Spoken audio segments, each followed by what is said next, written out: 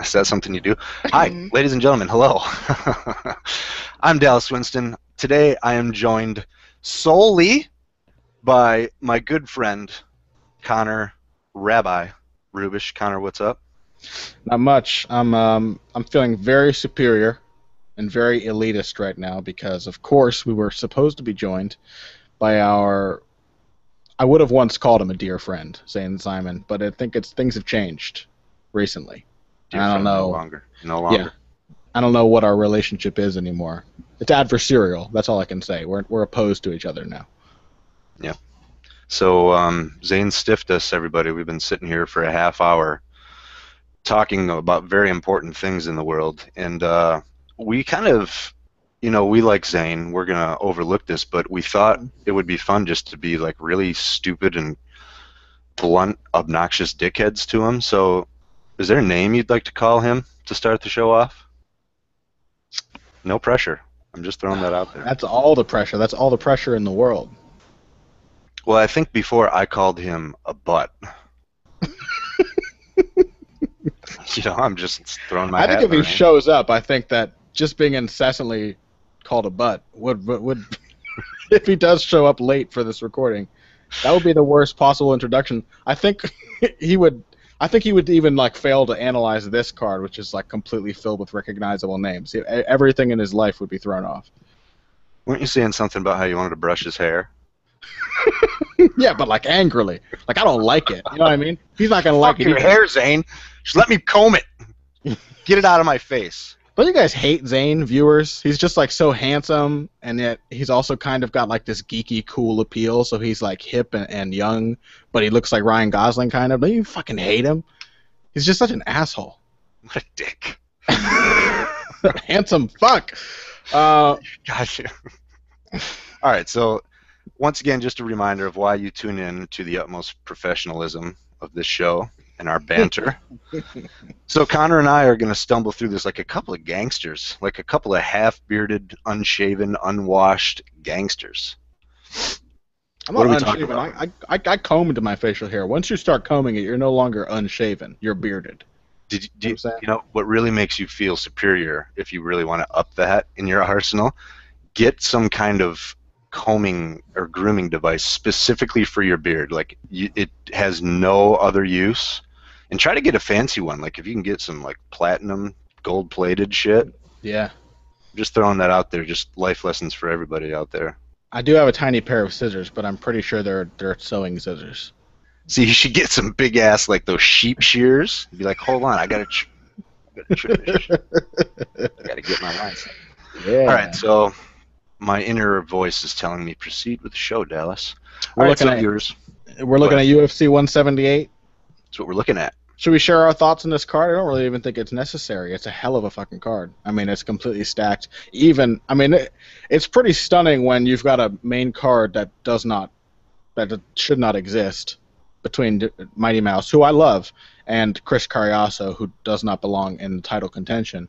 It's pretty crazy though to see that main event and then still say that this card has absolutely no flaws. There's really nothing to complain about on the entire rest of this card. My observation was going to be, you really can't poke a hole in this card at all. I mean, you might be able to bring up Cariaso, but that's, just one of those damn things that happens. And even though, sure, Cariaso might not deserve it, I actually think he's the kind of fighter that can put up a competitive fight. I mean, he's not an easy. He's a very kid to put away. unpredictable fighter. And he's not easy to put away. Yeah, for sure. And if he's not ready for it, then we'll get to see Mighty Mouse style on somebody, which will help build his brand. So. Yeah, and I think that's kind of the dilemma facing him is he made a big statement by knocking out Obi-Wan Kenobi, which was excellent. I mean, everyone, I don't know how you couldn't have, and it couldn't have come at a better time for him. And I'm curious now if he's going to, so I'm looking at the betting lines here. For fuck's sake, he's the minus 1,500 favorite. Yeah. So I wonder, if he's going to then want to put Cariaso away like he belongs. And to me, minus 1,500, actually minus 1,600. I mean, when we say anything can happen in MMA, it's so played out. But the reason it's so played out is there's a lot of fucking truth in it. I don't know if 4-digit odds even belong. Especially, it's not like Cariaso's a chump, in their flyweights. And DJ has not been a consistent, strong, powerful finisher. So I Right. expect it to be, I think, a lot more competitive than others. Is that just me, or? No, I'm kind of feeling the same thing. I think it should at least be a fun contest for a few rounds. And thing is that I doubt that Mighty Mouse will finish him. I don't think he is much of a finisher. So, and if he does, it'll probably be a submission or something like that. But anyway, what do we have? What do we have on our prelims, Dallas? Well, as We have to co-MC, I guess. I feel bad like directing the card, but no, let's not. Don't try to elevate your role. I'm an MC. You're gonna. No, I'm just fucking around. But before we start, one thing, Zane Simon, butt? Yes or no? mad butt. I'm saying, son is a mad butt. That ninja's sick butt. All right, so we're gonna start off with Cody Gibson and Manville. I'm liking to see Manny back, man. Manny Gamburian, and you actually clued me in beforehand that this is a bantamweight bout. So Manny's starting at lightweight, dropping all the way down to 135. Yeah. Yeah, what's going on with Manny Gamburian, right? I mean, I guess the thing is I don't know if he's really fallen off from where he once was in his career. He's kind of beating similarly skilled guys to the ones that he once was beating. Leonard Garcia, John Franchi, like these guys are solid fighters, but they're not world beaters. Like the biggest name on his entire record is Mike Brown, and then like it's been a while now that he's been kind of up and down. I don't know that a move to bantamweight is going to solve Manny's problems by any stretch. It's not like moving to featherweight suddenly turned him into a world beater, and I think he's even not that big of a guy for bantamweight. But I don't know. I'm not confident that he will look good at bantamweight. Oh, I smell butt. Is this stinking here? There is like a wretched stink coming through my headphones all of a sudden. There's that hair. That fucking hair. Oh, hey, Zane. Oh, hey, did you guys, forget when we were supposed to be doing this? Because it's not right now. Oh, he's turning the tables on us. You see what's going on here? This is one of those, like, when you're getting yelled at by your parents and you're like, you guys. Hey, I have told you guys every single week I can't do this thing before 11:30. Ever. I think you need to review the email that was sent by our boss and overlord, the Sith overlord, Sith Nate. Sith If he Nate. sent you an email other than that, then that's bullshit, because I can't even be home. I just walked in the door. I'm not buying it, Connor. Nathan Wilcox, there's an email in my box from this gentleman. He's apparently a pretty powerful figure at Bloody Elbow. Powerful. It says, so Thursday at 11 a.m. with Dallas, Connor, and Zane. Next email from Zane, a response to this says, could be tough with this card, but we'll give it a shot. Oh, no, see, that was me responding to the get it in under 90 minutes. But he did say 11 a.m. He did say 11 a.m. in that very email. That son of a bitch. And so it's Nate's fault. I mean, really, it's Nate's fault. It is Actually, Nate's fault. I kind of like that tactic, to be honest, even though we've made it a point both before and to start off the show to be very anti-Zane. Yeah, just to rub it in your handsome face. You butt. Whatever. I could not give less of a shit right now, so, whatever. I love how Zane feels very natural just being called handsome as an insult, like it happens to him all the time. He had no response. I'm like, you handsome fuck. And he's like, well, yeah, that's just run of the mill for you. All right. Well, actually, I was kind of getting into more of the theme of the show, that, the anti-Zane theme. But, Zane, I did admit that you're extremely, actually kind of unusually and frighteningly flexible schedule-wise. So I'm going to give you a pass on this one. And physically, you guys should see Zane can get his ankles really far apart. like absurdly far apart. Picks or get the fuck out. This guy's flexible. See, now I'm gonna have to actually go back and watch the show, because I feel like I've probably missed a good solid 30 minutes. That's very blessed. No. We waited for we waited solid 30 minutes. And as usual, our best material all came out there, and then we hit start, and now we're live and we suck. Okay. We just thought about calling you a butt. That's like the brilliance so far. Zane, do you want to drop? Zane, do Sorry, do you want to drop your analysis for the first fight on us? So I that's thought what you were we. going to say drop and Manny show us that Gamburrian. flexibility I was telling you about. Zane, you want to drop Trow and prove me Yeah, right? let's see, I get the leg going here. Hey, show Ow! us your tumbling routine while you're there. My hamstring. God damn it. No. Just pulled something. Okay. Manny Gamburrian, Cody Gibson.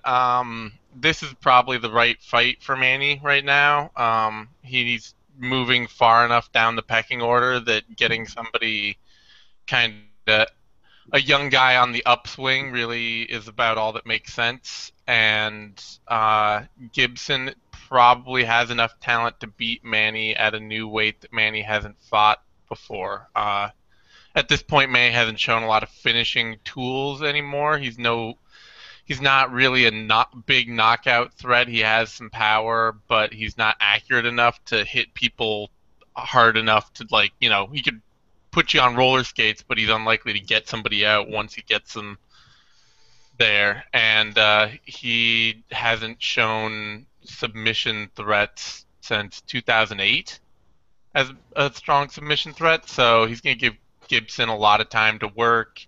Gibson's still pretty unpolished and can be overwhelmed, but I don't see Manny showing the physical tools or the finishing tools to win this fight against somebody as scrappy as Gibson.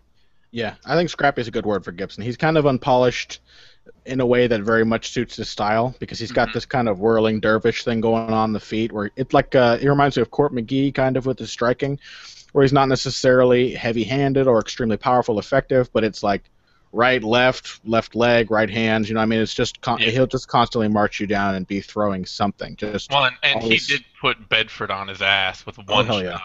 Oh hell yeah, he did. I mean, Bedford ran right into it. Yeah. I don't know if it's necessarily an indication of his massive power, but he certainly he throws with enough oomph to put somebody out. And I think I agree. I think this is a right fight for Manny.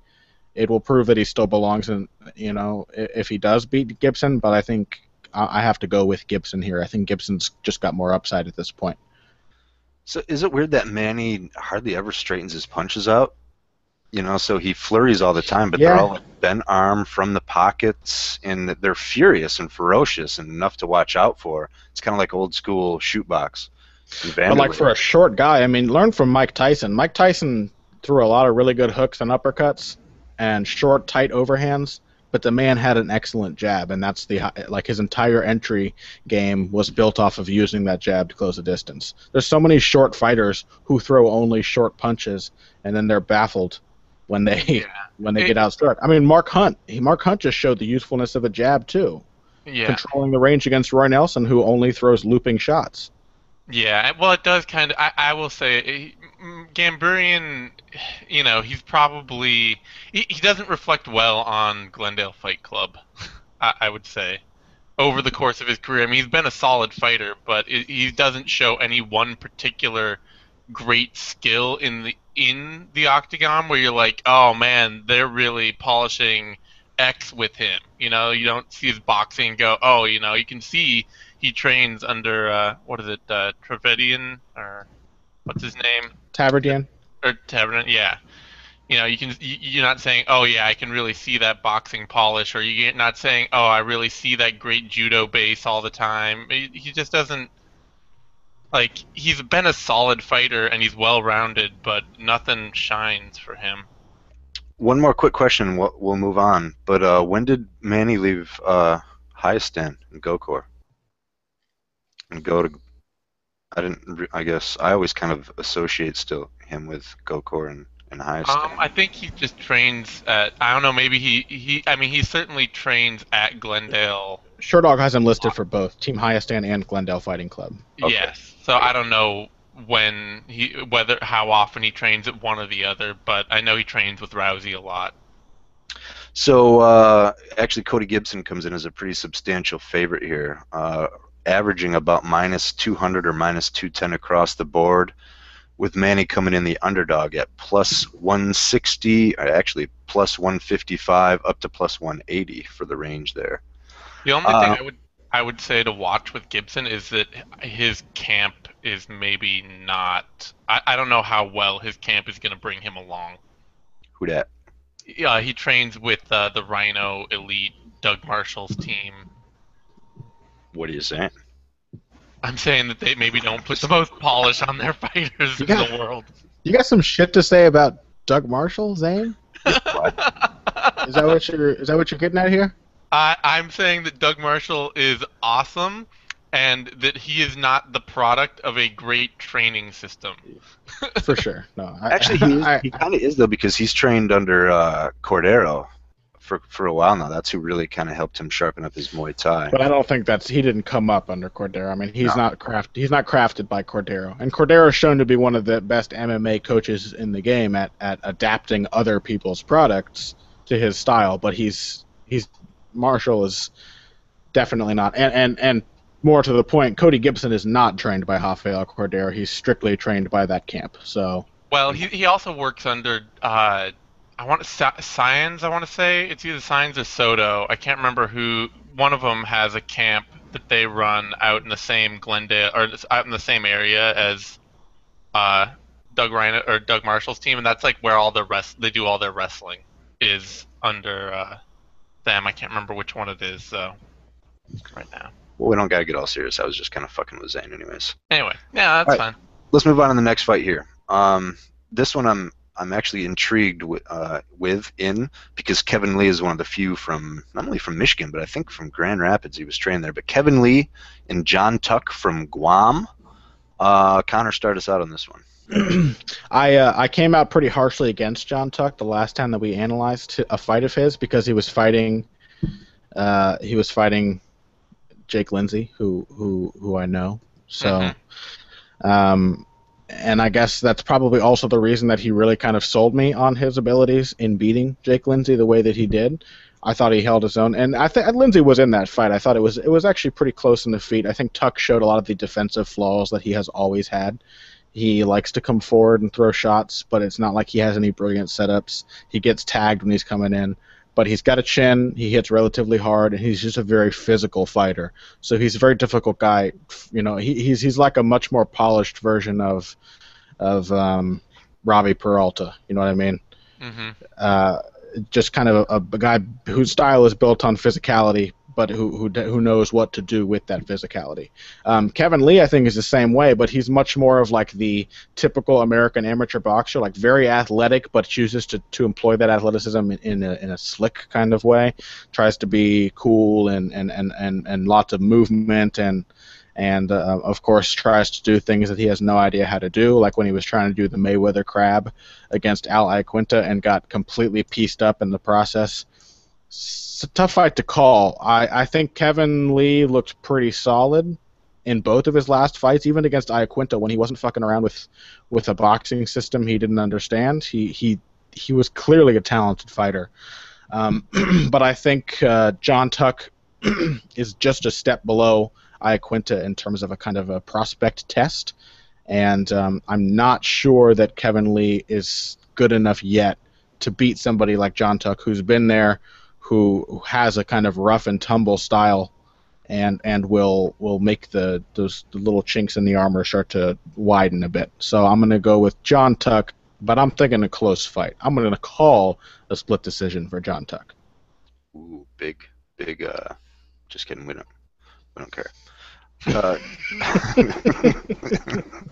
I'm just kidding. Before I turn it over to Zane, though, Kevin Lee is, I don't even know anymore, one of the youngest, though. Like, he was one of the youngest when he came in the UFC. Early 20s, does that sound right to you guys? He's like 20, 21, 22, somewhere right in there. Yeah, so just as kind of a disclaimer. Holy shit, Kevin Lee was born 2 years after me. That is embarrassing.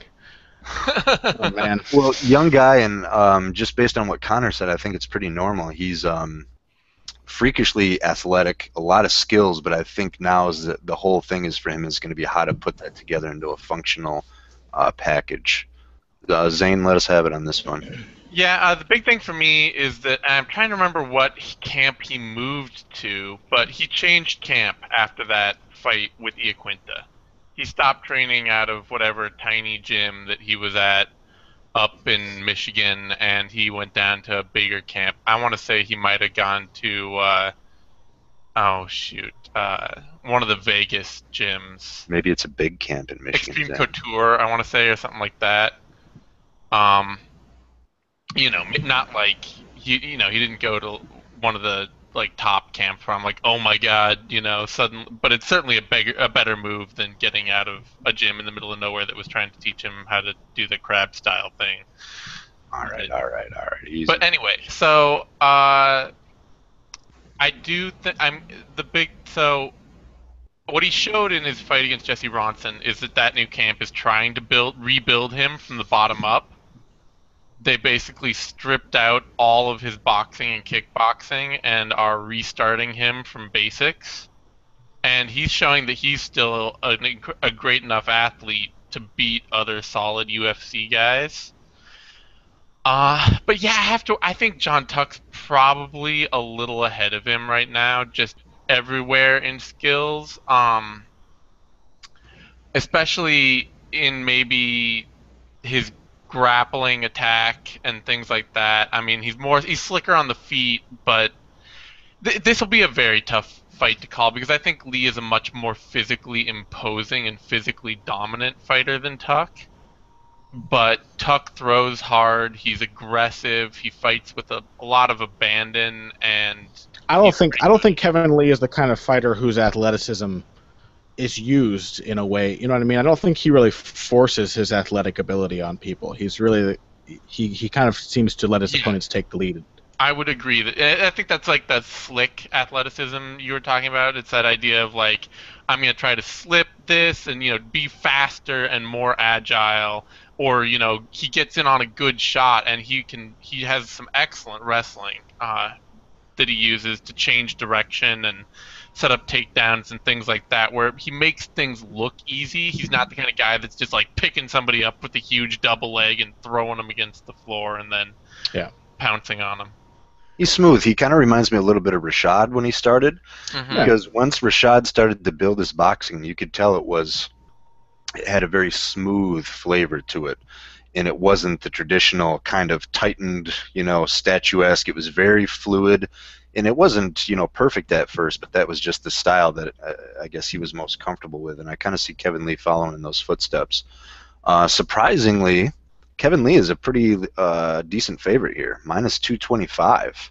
Wow. Minus 210 to minus 225 is the range, with John Tuck coming in at plus 185 with a low of plus 165. So I would agree that Kevin Lee seems extremely athletic, but surprisingly, again, Tuck is an inch taller than him. Maybe I always think Tuck is a smaller guy, but he's Tuck's really tall and lean. Lee is he's big. I mean, I don't think he's short at all. I can't remember how tall he is. 5'9" versus 5'10". He seems bigger than 5'9", but he's also really, really muscly. Like, Yeah. I thought he was a little taller than that too.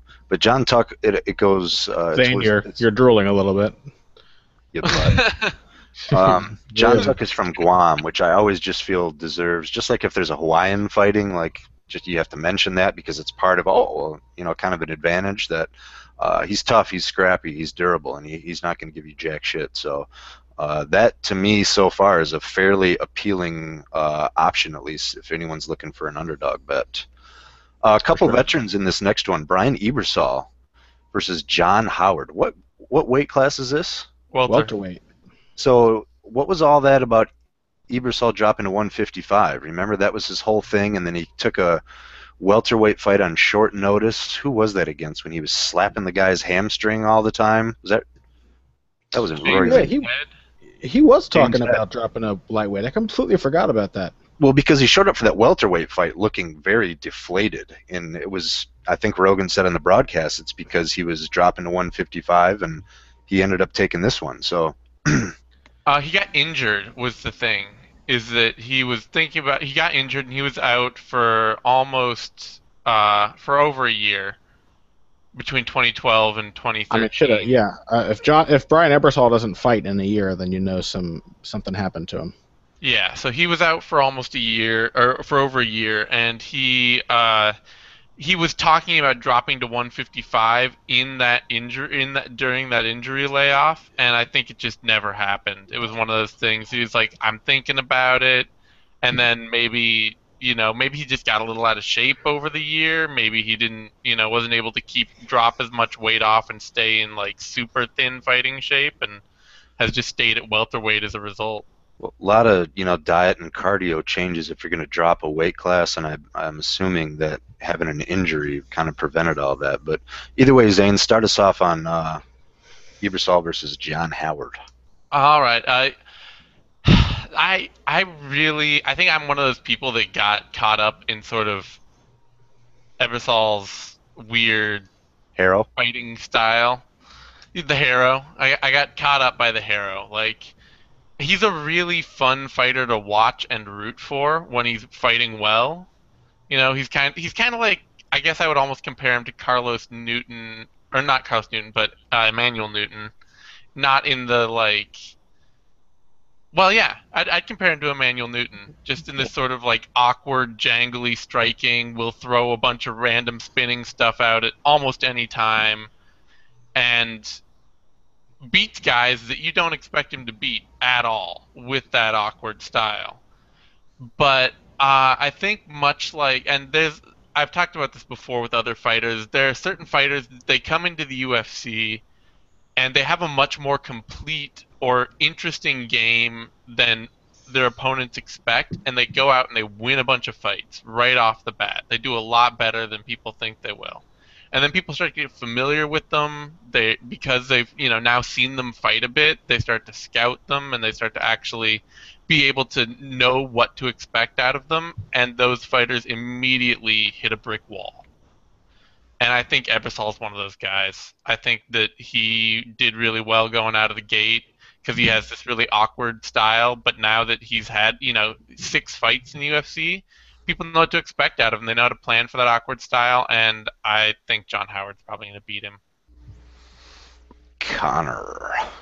Yeah, I have to agree with everything said there. I think the Emmanuel Newton comparison is pretty solid, except that Newton is shown to be much better at actually keeping that style going at a high level.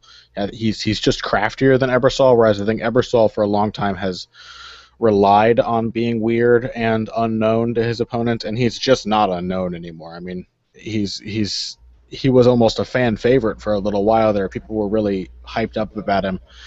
And that recognition may have been his undoing because he just has not looked like he's looked in his last 2 fights like he had absolutely no game plan. Like he just expected the weird shit he was doing to win the fight for him, and it just didn't. He doesn't have the fundamentals to fall back on when the weird unorthodoxy doesn't pay off. So, and it's not like he's particularly athletic. It's not like you're not looking at like Edson Barboza, like this guy throws a spinning kick and it looks like it could knock you out. It's like Brian Ebersol just doing weird stuff. You know what I mean? Very slowly. Mm-hmm. So, whereas John Howard, John Howard's having a career resurgence. I'm all over the John Howard hype train at the moment. I thought he looked pretty solid against Ryan LaFleur, who I think is probably like one of the most strong up-and-coming fighters in the UFC right now. And, he had LaFleur hurt 3 times in that fight. I think he was dropping him and staggering him with punches. He's crafty, and he's a very difficult guy to beat definitively. Even when he's losing, he's always got a chance of coming back. And he's got a good, diverse game. He's got a really nice left hook. He's got good grappling. He's got solid ground and pounds. I just think he's just too fundamentally sound for Brian Ebersol at this point, who is a wrestler who doesn't look like he has any good wrestling setups, and a Muay Thai who doesn't look like he has any power in his kickboxing. Any Muay Thai kickboxing, right? Yeah. For a guy who's been at Tiger Muay Thai in Thailand for a long time, Ebersol has a shocking lack of kickboxing ability. So I think he's just too set in his style at this point. How many fights does the guy have? Like 70 fights almost? What's his record now? He's at 66. Yeah. He's not changing. He's not going to turn out a different fighter. Whereas Howard, I think, has actually evolved a little bit in his time outside the UFC, and I think stands to stay in the UFC in this new era for quite a while. So I think this is a pretty damn easy pick for John Howard. So I guess just an observation on it's crazy that he wouldn't want to change, because I do remember in his last fight, must have been against Head, that Story. Well, Story, that was the one. He fought Head and that Story. Yeah. Where it was just the time, just like for some basics, like just throw a straight 1-2, and he would refuse to do anything even remotely close to traditional. And I love it that he's unorthodox, he's creative. That's always going to be the nucleus of his style. but I mean, it's going to unlock so many other advantages for him. Like Connor, you really said it. The way he transitions into a takedown is weird, and it's been ineffective lately. Where, to me, there's just a lot of those fundamentals that you should rely on if all the the flair and panache is not working. So especially because he was catching Story with like basic punches. Like he was throwing a 1-2 and catching Story and making his jab effective, and then just not doing it for long stretches of time. Just completely, like, he didn't seem to understand that was what was making him be effective. I think to him, like, a jab is just another one of another random pot shot to throw at somebody. It's not the basis. It's not something that sets up other things. yeah, he was like flinging out the conventional stuff almost as an afterthought, Yeah, trying exactly. to think of what the next big move was going to be, and then the I guess the traditional stuff ended up to be pretty effective for him. But Yep. either way, John Howard is a pretty strong favorite here, minus 215 to minus 225, and Ibrasol is right in the range of plus 175 to plus 185 as an underdog. I guess I kind of fucked something up here because I should at least tell people what portion of the card these are on. So this bout we're talking about now is the first on the Fox Sports 1 preliminary card. The first two bouts we talked about, Lee versus Tuck, Manville versus Cody Gibson, are going to start the evening off on UFC Fight Pass at 7 o'clock Eastern. So now the second bout on the Fox Sports 1 prelims, this should be a good one. Stephen Wonderboy Thompson versus Patrick Cote. Old school, venerable, reliable, simple but effective versus kind of younger kickboxing spinning shit. Connor, let us know. I did not expect Stephen Thompson to knock out Robert Whittaker. I really did not expect that, and I picked him to win that fight, but I did not expect him to look so damn good in the process.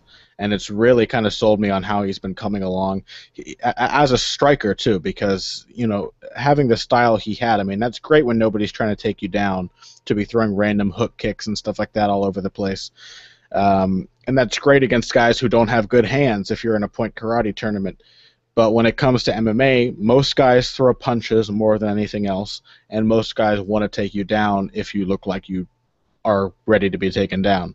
And so he's really seemed to tighten up his game. And, man, he's looked very sharp on the ground. He's kind of got like an old school, I don't know, some guys just strike me with this old school feeling when they're grappling, where they're just quick all over transitions, just hopping from one position to the next, and they're not afraid to stand up. He doesn't ever feel committed to the ground game, but he definitely doesn't appear like he's scared to be on the ground either. And he's pretty deft with his transitions and reversals and things like that. So who's he fighting? Cote? Yeah. Cote is a solid fighter. He'll always be solid until he stops fighting. He's going to be a stiff test for anybody.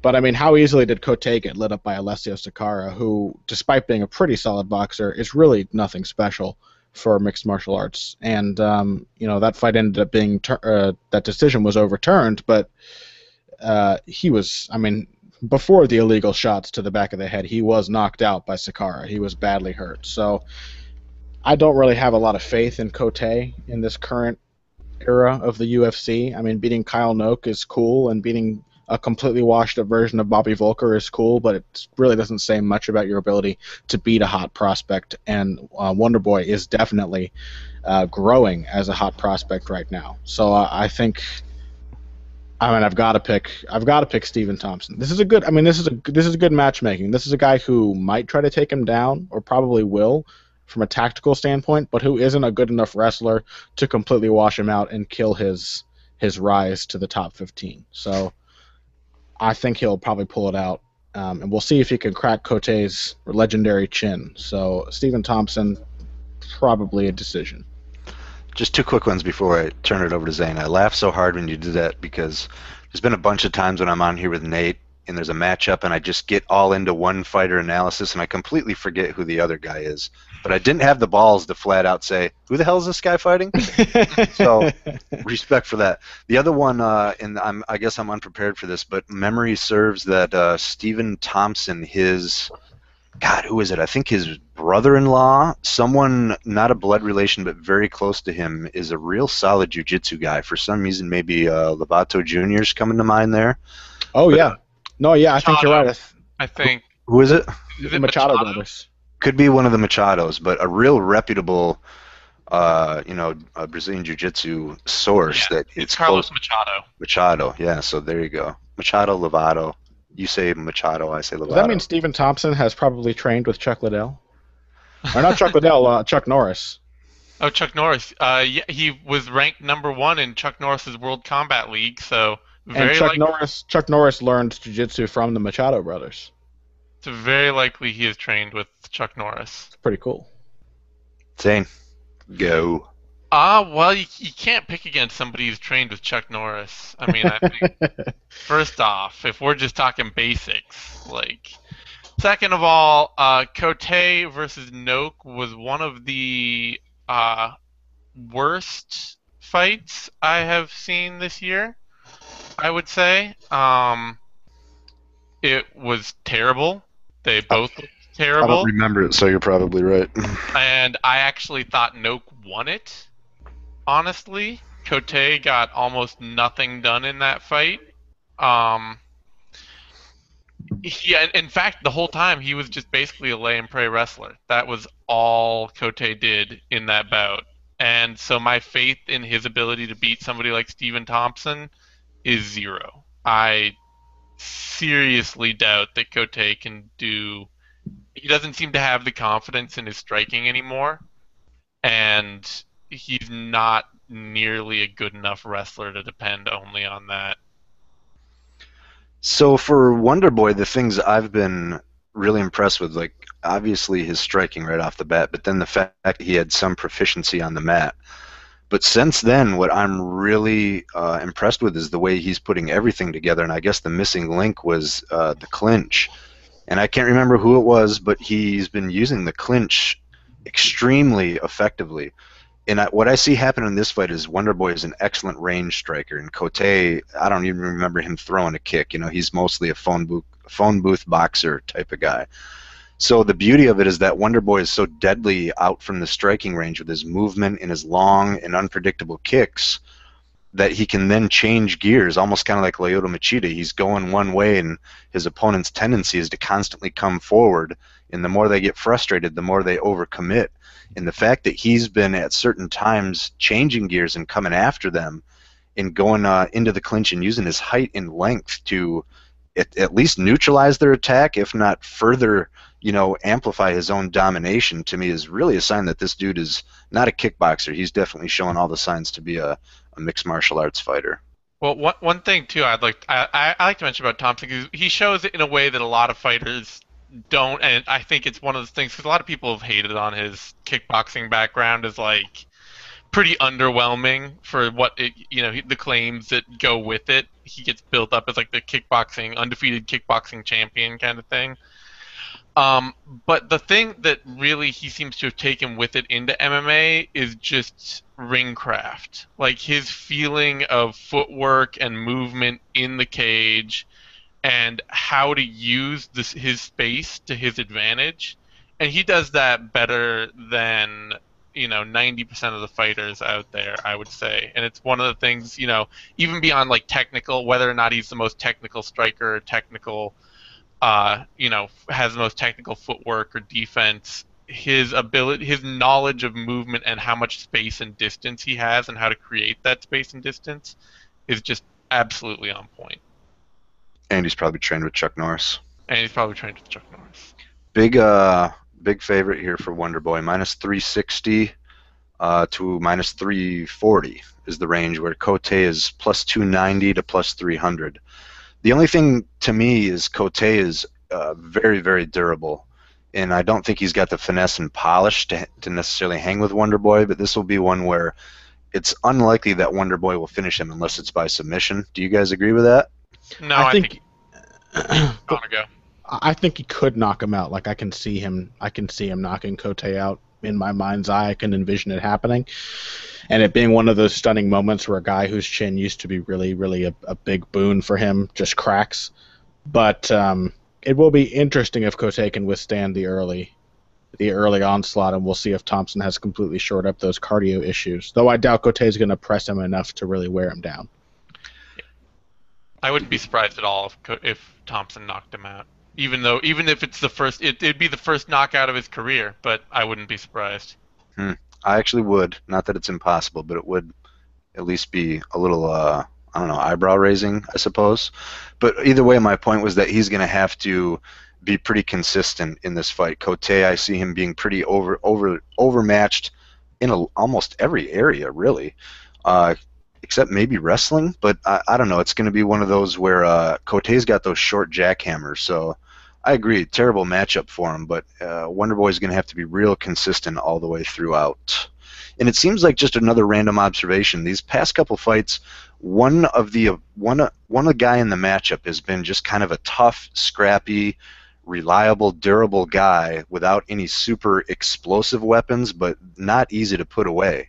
So Manny would be one, John Tuck would be the other in the next matchup.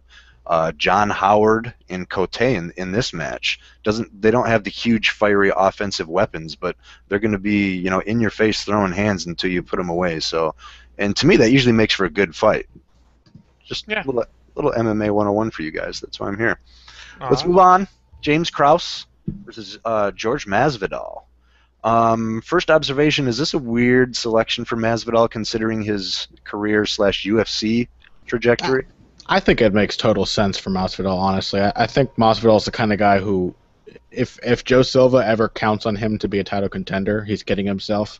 Masvidal just is not consistent enough to be, like a top 5 lightweight consistently. But he's always going to be fun. And I mean, this is basically the equivalent of putting. What was Max Holloway's last fight? I mean, he fought Clay Collard, but he was supposed to fight somebody else before that.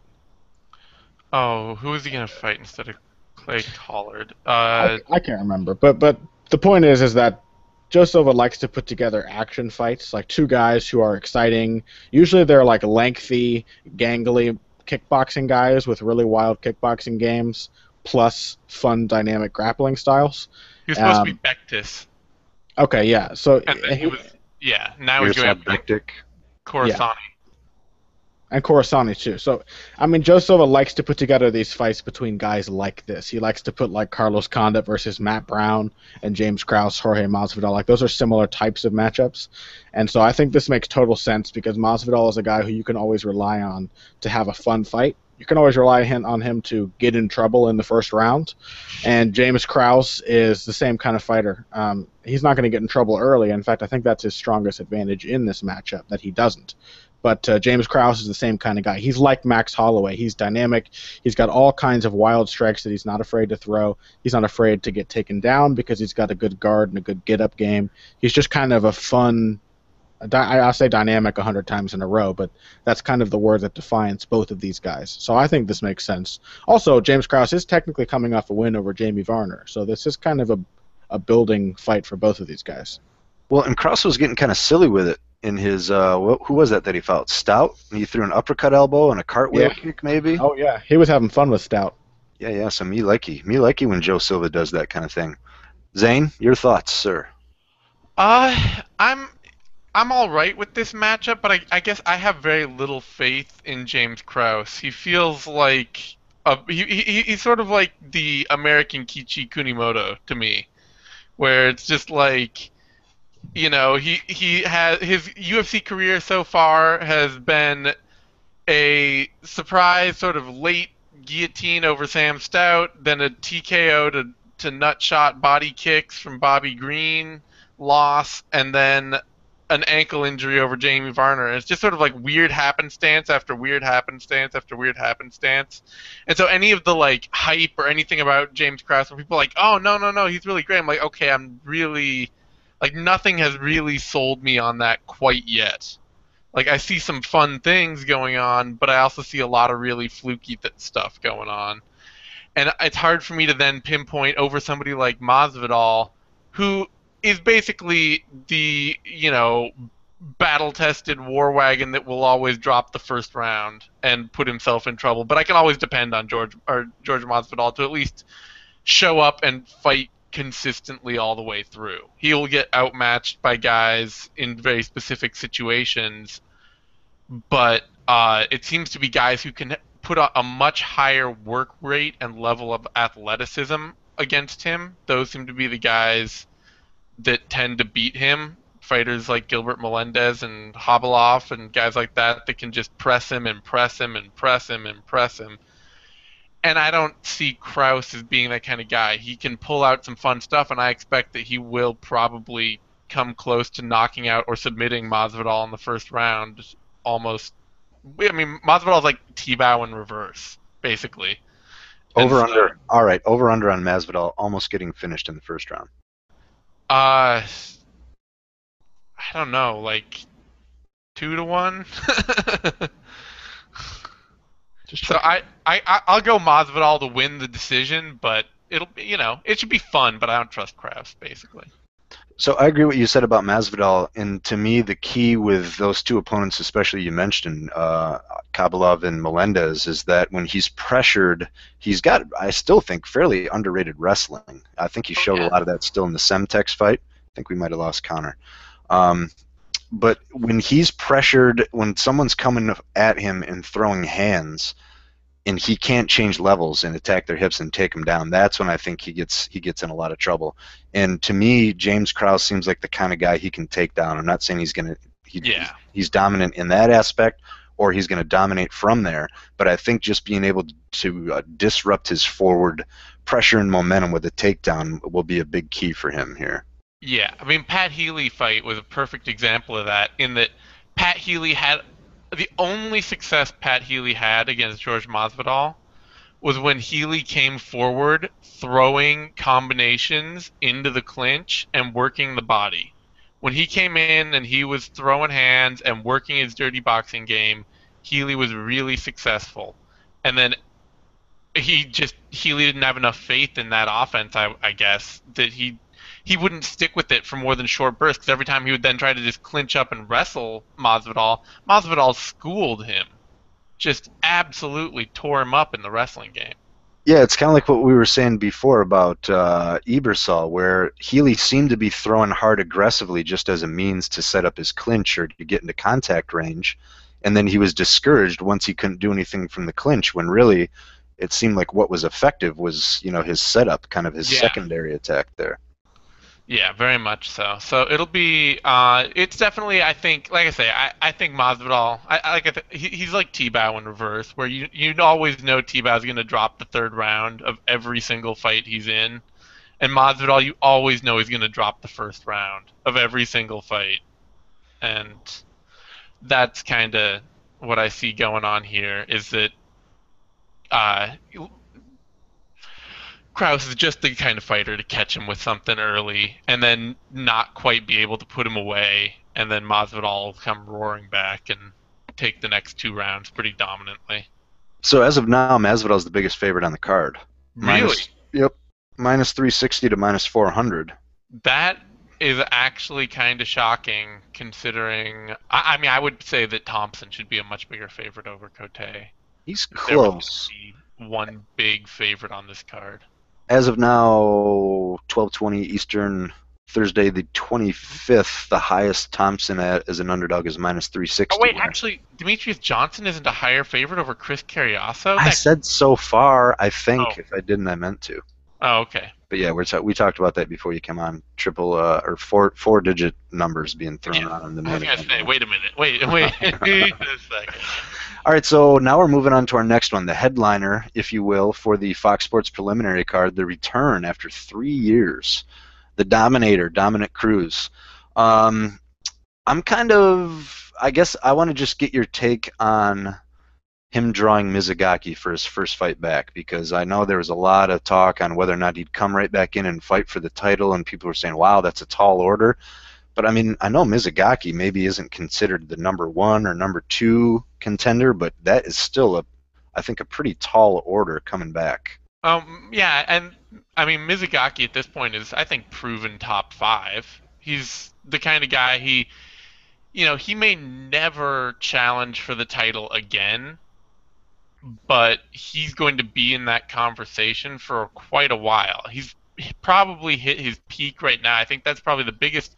I mean, it's almost like WEC did him a disservice, I want to say, in that they gave him a title shot 4 years into his career, into his pro career, And then everybody was like, "Oh, Mizugaki, that's like as good as he's gonna be. That we already saw him at his highest level, and he's fallen off." Because then he went win loss, win loss, win loss, win loss forever for the next 3 years. He went win loss, win loss, but he's still slowly and steadily improved, and now suddenly he's in his peak, and nobody recognizes it. Like now he's finally hit the peak of his career, 7 years in, and he's fighting at the highest level he ever has, and people are just like, "Oh, but we already saw him, fight for a title." And Totally agree. I think it's because he hasn't changed his style up either, but he's gotten a hell of a lot better at the same style he's always used. yeah, definitely. And I think it's the perfect bounce back fight for Cruz, just because Mizugaki's not a big finishing threat. It's always going to be decisions, always, for Mizugaki. That's just the way he fights, is that he's better. He's a great wrestler, he's a great boxer. He does both great linked together, but he's not a power puncher and he's not a submission artist. And that's as much as Dominic Cruz should be asking for. It's a top five opponent that's probably not going to put him away. And from a striking standpoint, I mean, Cruz, his style is defined by a lot of the unpredictable movement, a lot of the angles and in and out, whereas Mizugaki is kind of put your head down and I'm going to come straight forward and let my hands go. It's effective, but they're all tight, short-range punches, where Cruz is throwing, shovel punches, angle jabs, hooks from all over the place, and he's coming in and taking an unexpected angle before he throws them. So from a stand-up or the strictly striking comparison, I would have to think that would favor Cruz. Of course, everything we say has got a bunch of question marks for his long layoff and how he's going to look coming back. Yeah, I can't think of any way to actually properly handicap or figure out this fight. Like I can't see how you can look at Dominic Cruz today and say, I know how he's going to match up with Takeya Mizugaki. Because you don't. I mean, you do not know how faded his athletic ability is. You don't know what he's been doing in the gym for 3 years. I mean, he could have totally rebuilt his style from the ground up at this point. Unless you're in camp, talking to him, watching him train all the time, you just have no idea what to expect when he steps in the ring. And, this should be the type of fight that he's very capable of winning. Has Dominic Cruz by decision written all over it. It's exactly the kind of matchup that he used to win. But it's also, Mizugaki, like I say, he's the best he's ever been in his career. I mean, if Dominic Cruz has lost a step or two, Mizugaki's also exactly the kind of fighter that can get out in front and stay out in front all fight. And another big key, I agree with everything you said. I think the best we can do is to use as our frame of reference the Dominic Cruz we know, and then just assume it's going to be a notch or two below that. But even, maybe that's false. But with his movement being so integral to his style, that to me just puts a lot more emphasis on his recovery. Yeah, very definitely. I assume you're still going to pick Cruz on this one, though. No, I mean, I honestly don't. Like, I think the on-paper matchup of classic Cruz, this is Cruz's fight to win. So in that sense, I would pick Cruz. But in a general sense, I just wouldn't pick this fight.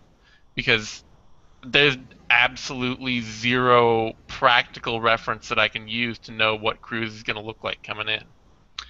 Yeah, and it sounds weird to call it a coin flip, even though it kind of is, but it's just for very different reasons. There's just, I guess, too many unknowns. I would probably have to pick Cruz here because if he's going to be off for this long, my instinct is that there's no damn way he's going to come back unless he's 100% and moving really well. So, again, I mean, obviously just speculation, but I would feel comfortable leaning towards Cruz just because Mizugaki, like you said, doesn't have huge finishing weapons. He's just going to drench you with rights and lefts, to the face and to the body over and over. But he's, the guy's got to be standing in front of him to do that, and I don't see Cruz doing that. All right, so let's move on to the pay-per-view card, 10 o'clock on pay-per-view. After a long absence, Kat Zingano versus Amanda Nunes. Yeah. You're our lone I analyst, man. Dazzle us. All right, yeah. So this is another fight, unfortunately. I mean, fortunately, Zingano's been out for a lot less time. I'm a lot more sure of what Zingano's game is going to look like coming in, and it's going to be, a fairly one-off power shot game from the outside and a strong clinch offense with a good sprawl, but a lackluster wrestling base. I would say, her she tends to be offensively as a wrestler. She tends to be very much a power wrestler, somebody who wants to get their hands in on a double and just throw their opponent down. She's not much of a finesse wrestler, and defensively, she, if it's a complicated takedown at all, she's probably going to end up on her back. Tate showed that she could take her down over and over again, basically at will. And fortunately for Zingano, Nunez is very much the same kind of fighter. I mean, this is really a matchup of very similarly styled women.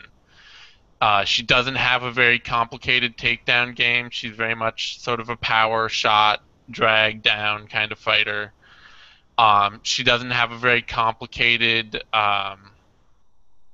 striking game. She's dynamic. I mean, a lot of people were like the female Anderson Silva when she came in. That was sort of the tag she got for her sort of fun, dynamic striking offense. But it's very much one-off. It's not combination striking at all. It's just kind of exciting kicks and single strikes on the outside.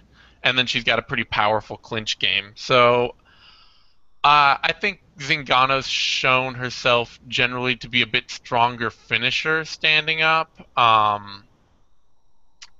Mostly lately, it seems like Nunez has gone to a takedown and ground and pound game and really looked to dominate positionally.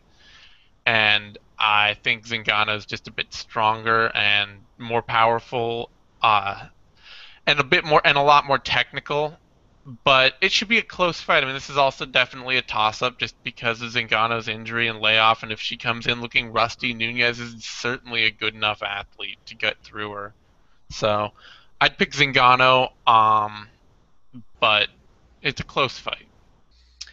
Yeah, I like Zingano here too, and I would definitely re-emphasize what you. To me, she is just really mean. Like everything she does, it's not that it's devoid of technique, but it also seems like, no offense intended, there's not a lot of women's MMA fighters that you would just say one of their best strengths is just mean and nasty, kind of like, well, that's not true because a lot of them have that mentality, but Kat Zingano thus far has been one that's almost kind of been a little bit like a bully. Her technique is there, but to me, the thing that stands out is she's just highly aggressive. She's mean. She almost fights kind of angry. And I mean, it's definitely worked for her thus far. She's coming in as a fairly solid favorite, minus 270. Yeah, minus 260 to minus 270, while Amanda's coming in at plus 200 to plus 230. Just condolences as well to Kat Zingano. I'd like to see her do well here. Tragic loss of her husband after coming out and doing well in the UFC and then having this time off. She's been through a lot. So, I would definitely just like to see her perform well or pick up a win here. Right, definitely. So next one, this should be a real good one. This is one that I'm looking forward to almost as much as the big names here. Yoel Romero and Tim Kennedy. Close by all senses and also close on the betting lines. So what's up? What are you thinking? Yoel Romero, Tim Kennedy. This is so much dictated by what Yoel Romero wants to do in the cage, I think. Quite honestly, I mean, if the Yoel Romero that fought Brad Tavares shows up, he wins this fight without question. If the Yoel Romero that fought Derek Brunson shows up, this probably swings much closer to Tim Kennedy win. So that was And the a fight. difference just being like outrageous aggression, kind of, right? Or how would you? Yeah, well, it's his willingness to wrestle. that's the whole thing. Is it's his willingness to implement his wrestling game, because when before that Tavares fight, um, and since his Strikeforce debut, the number of times that Yoel Romero has shown himself to be an outstanding wrestler in MMA is, basically limited to fighting a bunch of cans on the regional scene. Like, he just would not shoot for takedowns. He just wanted to stand and trade and try to outbox his opponents with these sort of one-off, highly athletic, highly powerful strikes, but very, it was just so it was a very weird offense. Like, you were really excited to watch him because he's such a phenom, but you weren't going. It was always that question of, like, why is he fighting this way? Why does he want to fight like he's never wrestled in his life? Brunson took him down over and over and over again, and the big reason that Tavares beat or that Romero beat him was just because he was a more powerful, more accurate striker. And then he came out against Tavares, and he just mopped the floor with Tavares with his wrestling. And even if Kennedy is a much better wrestler than Tavares, or a better wrestler at all, I mean, Tavares isn't a bad wrestler either. That's the thing, is Tavares has shown himself to be pretty decent in that area. especially But defensively. yeah, especially defensively. So I'm not even sure that I could say that Kennedy's a much better wrestler than Tavares. But so yeah, it's really like, if Romero wants to take Tim Kennedy down a bunch, he probably will. And if he wants to just try and outstrike him, I think Kennedy's crafty enough to mix up his grinding, wrestling, control, boxing game, and he's gotten him to be much better. I mean, Kennedy's another one of those guys that I think is also seems to be really hitting his stride right now, which seems a little weird. But for somebody who started really full force in 2006, he's now about 8 years into his consistent pro career, and he really seems to have put it all together. He's fighting at the peak of his ability. So if Romero lets him play his game, it's very easy for me to see Kennedy winning a really tough decision. But if Romero wants to do what he wants, if Romero wants to use his strengths and fight to his strengths, I think this is his fight. Yeah, and weird history for Kennedy. So I was going to say, based on what you said, another school of thought is that he's always been phenomenal, a top-rated fighter, and he's maybe been a little underrated or just now getting the recognition he deserves. So he debuted in 2001, and his MMA debut was against Scott Smith, and Yeah. lost on a cut. Yeah. TKO via cut. And then there was one, maybe call it an anomaly, maybe don't, but okay, so he started in '01, took two fights, fought once again in '02, three in '03, and then really got into things in 2006, which is, I think, how you spun it. One decision loss to Jason Miller in there in HDNet fights.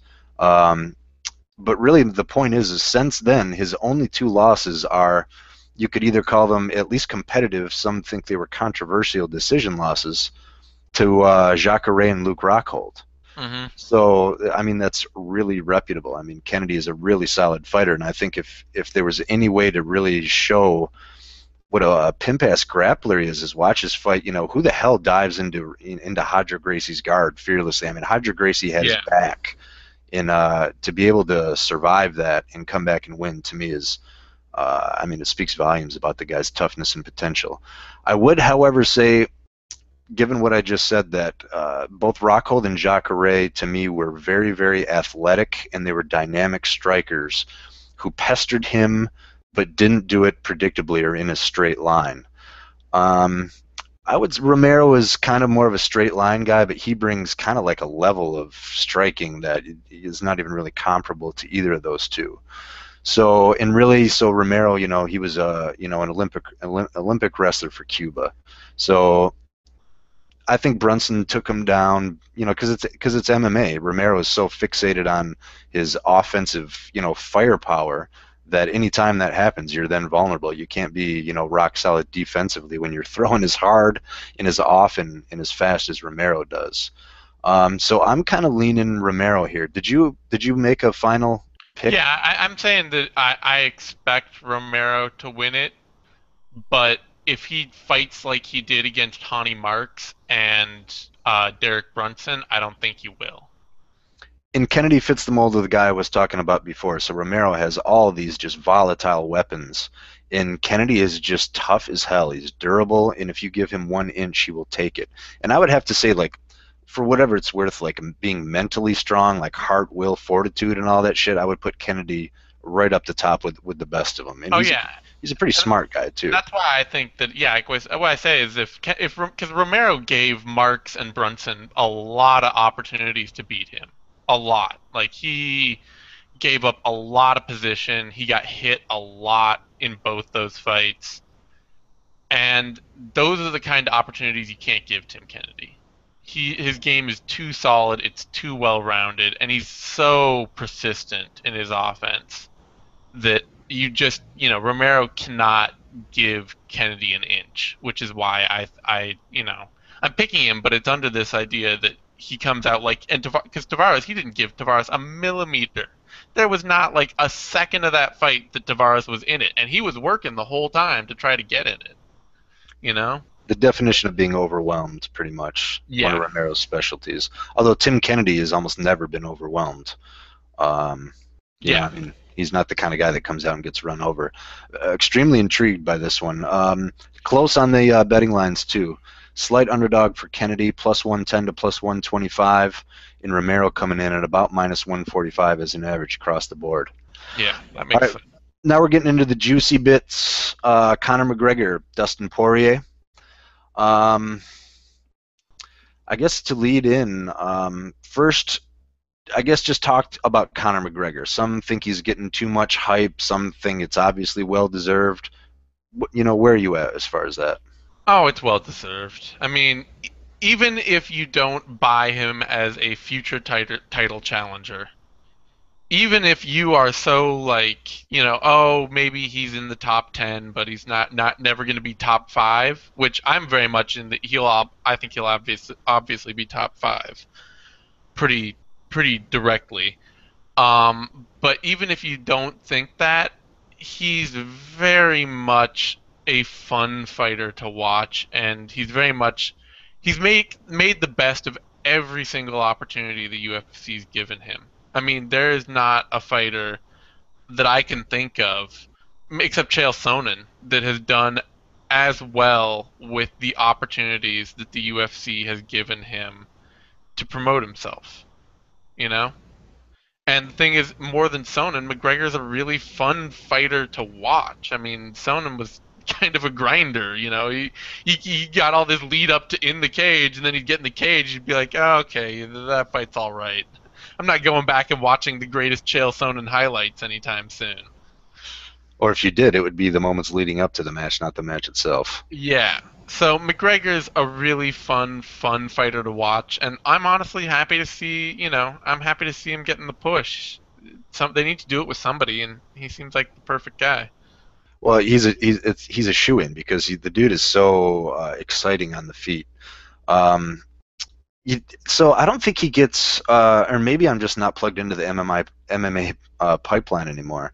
But I mean, do you realize he threw a rolling axe kick against Holloway, and it was like in sequence, and no one ever there wasn't a big judo chop or a big analysis. It was just like that was just one of the things he decided to throw. So I think there are two things that, and I'm not going to say that they're flaws or weaknesses or anything like that, but I'm just going to say that they're either, any combination of it's an unknown or it's just an area that he still has to prove. The biggest one I think is just wrestling. There hasn't I don't remember a lot of guys shooting on him really, but either way. And again, I'm not.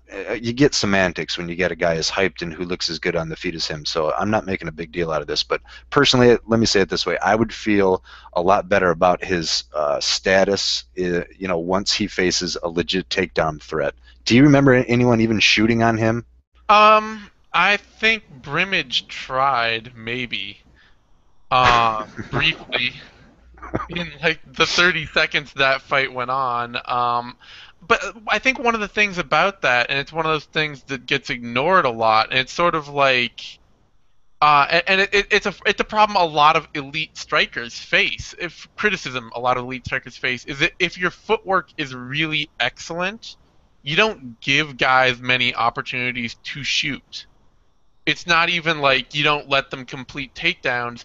You don't give them the space and the angle to feel confident setting up a shot. I mean, that was one of the things that Anderson Silva was so excellent at, was that often his footwork was so excellent that guys just couldn't wrestle on against him. They couldn't shoot because they didn't have an angle to shoot on. Don't even give him the opportunity to try to set it up in the first. Exactly. And so that is something I think that he does that people are then like, "Oh, well, he hasn't nobody's shot on him yet." And it's like, "Well, when are they going to shoot? When he's like 10 feet away and at an odd angle to them?" Like, you can't, he doesn't sit right in front of people in the pocket and let them get in on his legs. Oh yeah, totally agree on all that. And it's just one of those where his striking has been so phenomenal. I guess just in my years of MMA, I just want to see someone, at least try. I want to see at least him use an underhook or sprawl out at least, once. The fact that he hasn't even been tested, again, that's all I'm saying. He's just a little bit untested in that area.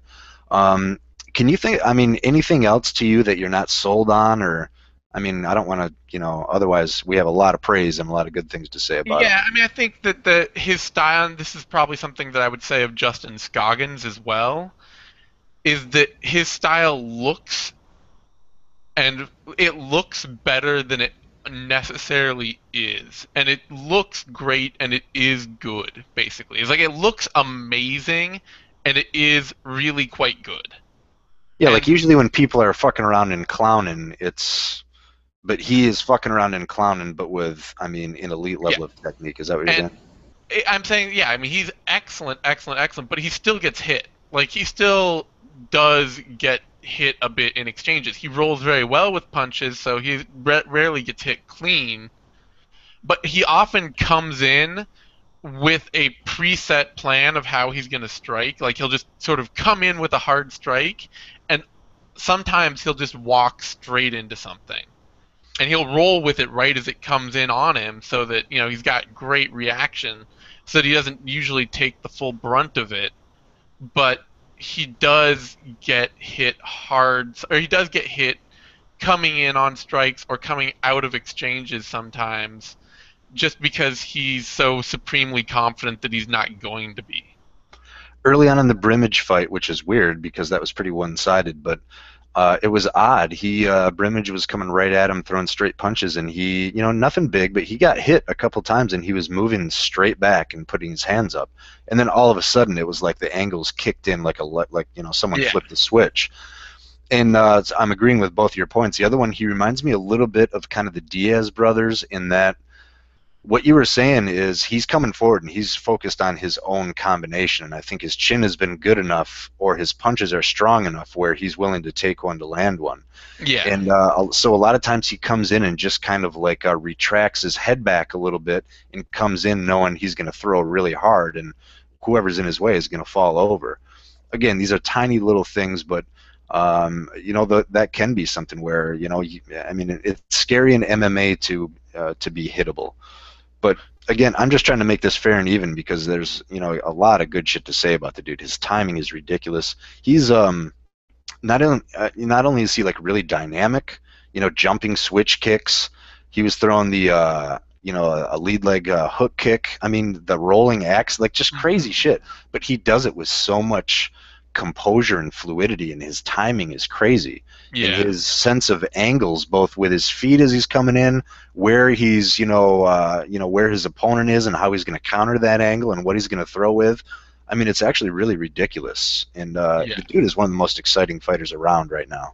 Yeah, and I mean, the big problem for opponents is that he matches that up really well with good, strong offensive wrestling. Not complicated, but he'll get in on a shot and he'll move on the shot to take somebody down. He may not be transitioning from shot to shot to shot to shot, but he'll get in on a double or on a single, and then he'll switch his angle halfway through to get the takedown.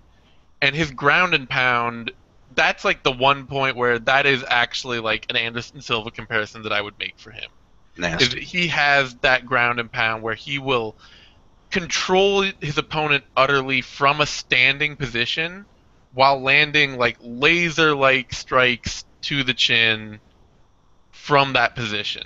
So that he's generating huge amounts of power because he's not diving into the guard. He's not getting down over, and like laying on his opponent, but he's posturing up, he's getting up and crouching on his feet, and then he's throwing those single punches that just seem to weave right through his opponent's hands and find their chin. All right, so let's give Poirier a little love here. Yeah. I think it's a tough matchup for him, mostly because he throws fast, he throws with a lot of volume, but McGregor is also fast and he just has obscene power. So I think that alone makes it tough for Poirier.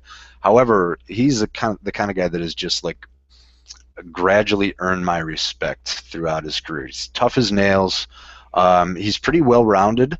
To me, I watched his fight with Cub Swanson because I think that's fairly comparable, and it made me realize how badly I want to see a Conor McGregor-Cub Swanson fight. Obviously, it turns out. I mean, that's a money matchup right there. But Poirier was able, and he was pretty smart the way he was able to work in and at least clinch up with Cub. And it's kind of like what you were saying about McGregor in his takedowns. The guy just befuddles people with how dynamic his striking is. So the fact that he's not content with that and he'll throw in even a takedown kind of speaks volumes to how smart he is. I think, to me, Poirier has got to.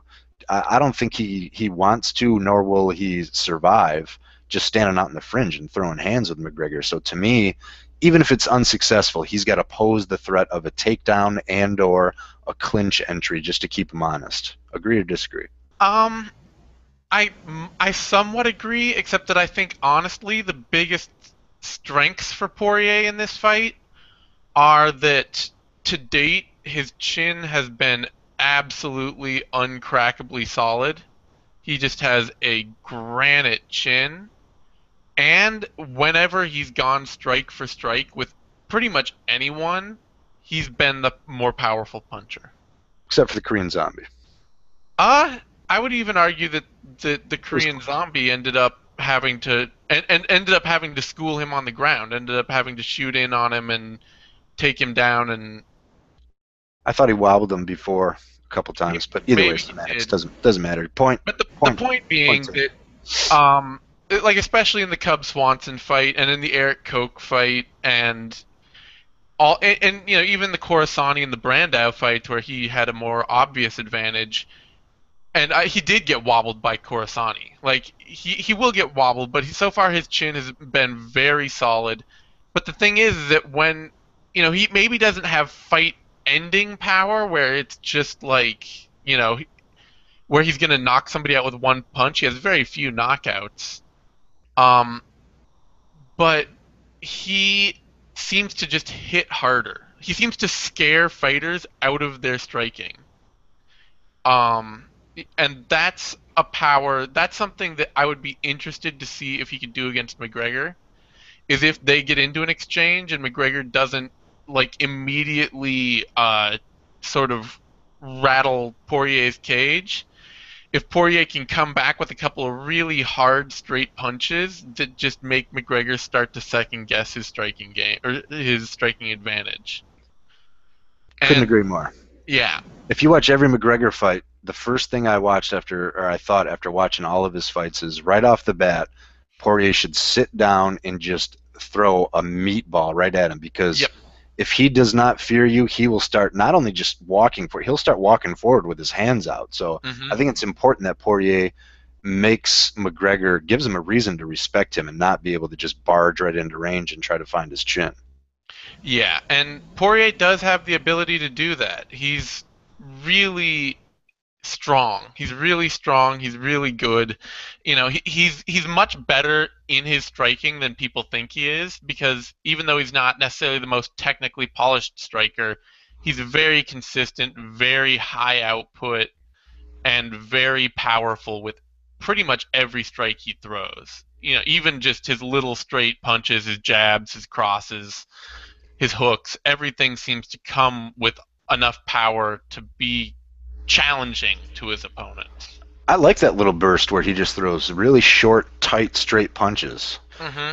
And to me, that's the big appeal of this fight is that Poirier, he's smart about it. It's different than McGregor, but he also, when he decides to throw, sure, he's a little Yeah, exposed defensively, but he's coming at you and throwing his hands so fast and ferociously that, it's you're going to have a lot of balls to step into the wheelhouse and dodge all that and slip in a knockout punch. yeah, So to me, that's what I love about this fight is both of these guys, when they're on and they're being aggressive, they're throwing their hands. It's effective, it's nasty, and they're doing it with the sole intention of getting at the other's chin.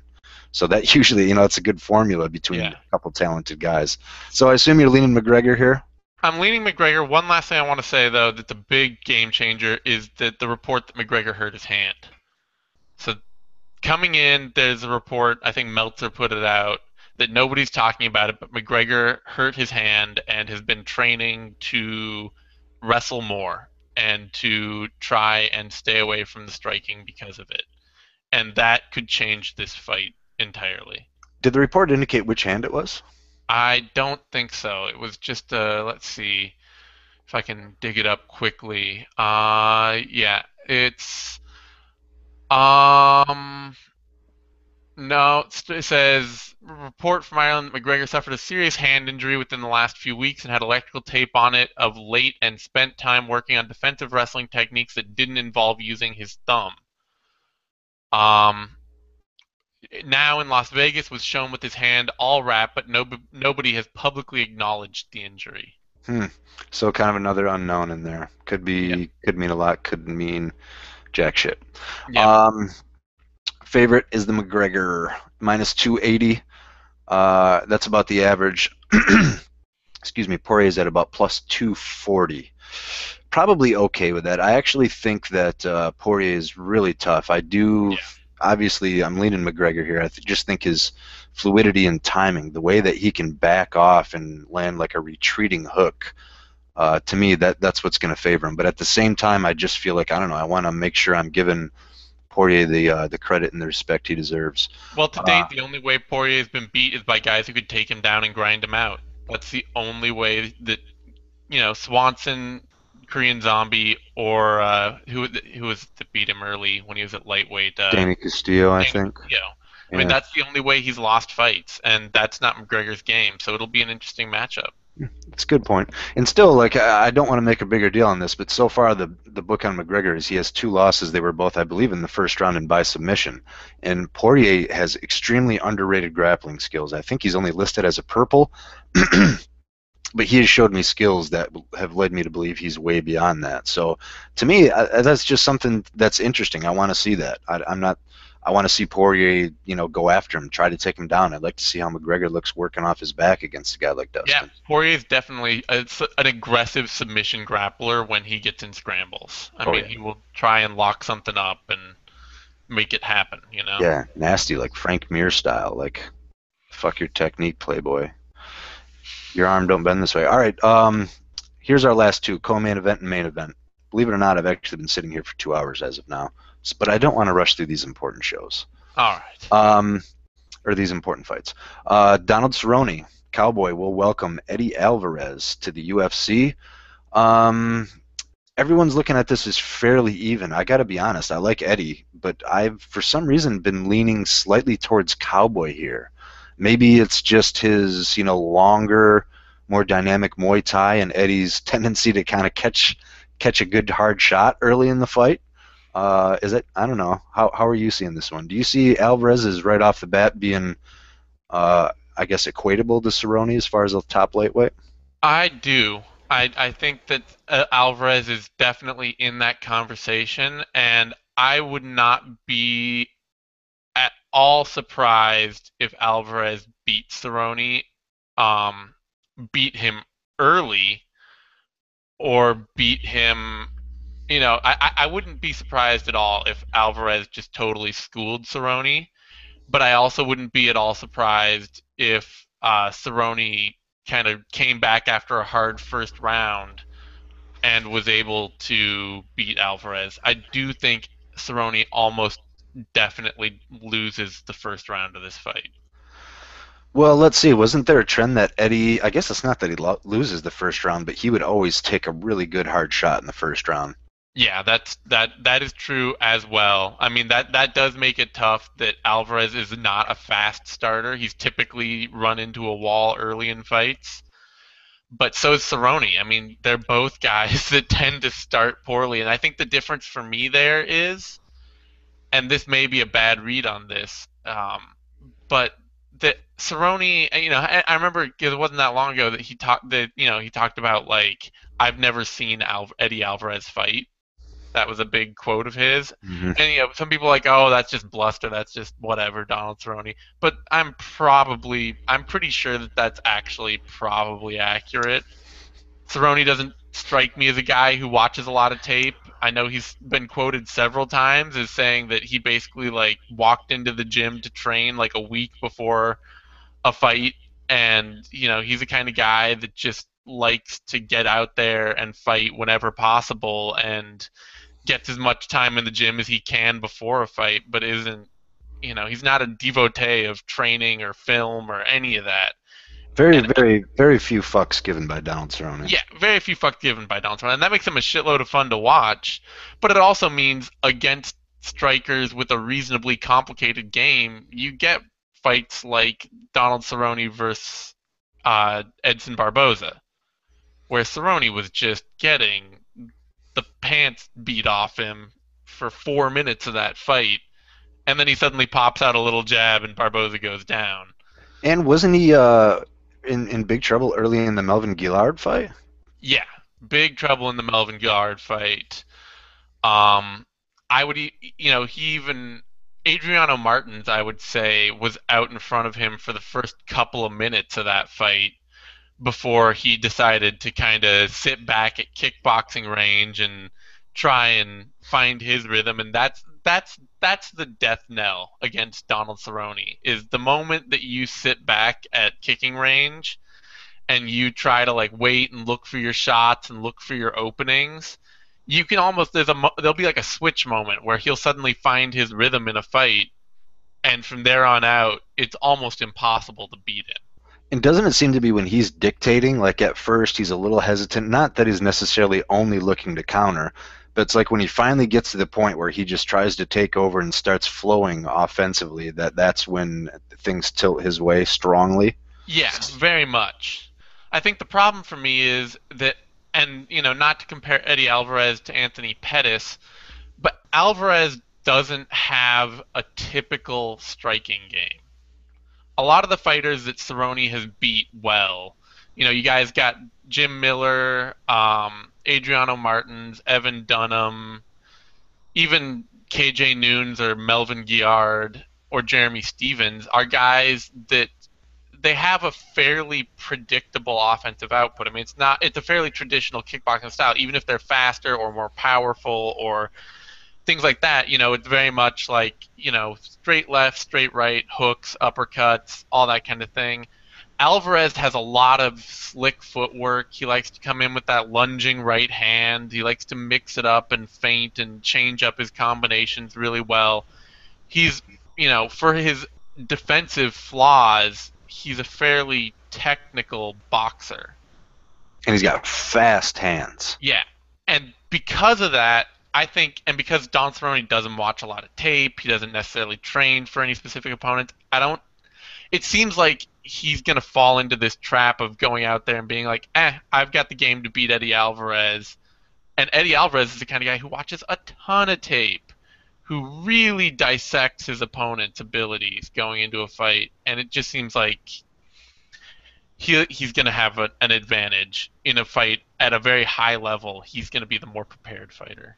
And Eddie's coming into this with the opposite mentality. He's coming in hungry as hell, not like, it's just and I do think he's got a ton more to prove.